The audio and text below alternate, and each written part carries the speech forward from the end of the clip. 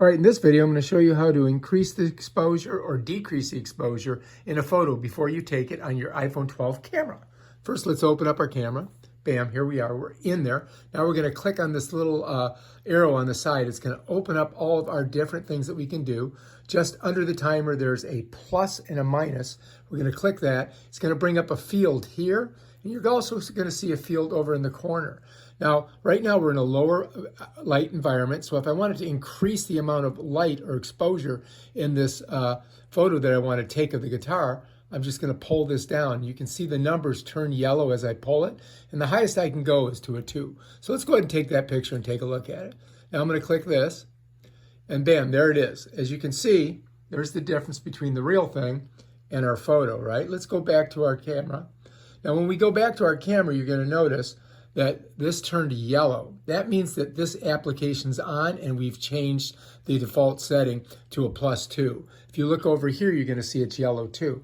So if we want to get back to our regular setting, what we have to do is reopen up the scale, slide it down until it gets to the 00, and you'll notice the 00 shows that there's a little line with a dot on it on that scale.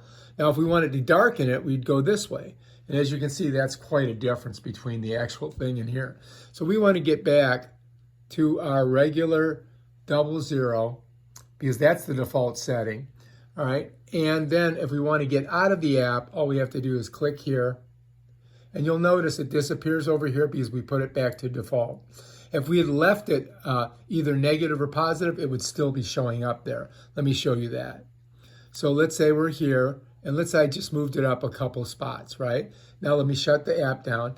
Well, take a look. It's warning me that I've changed the exposure. It's not the natural light exposure.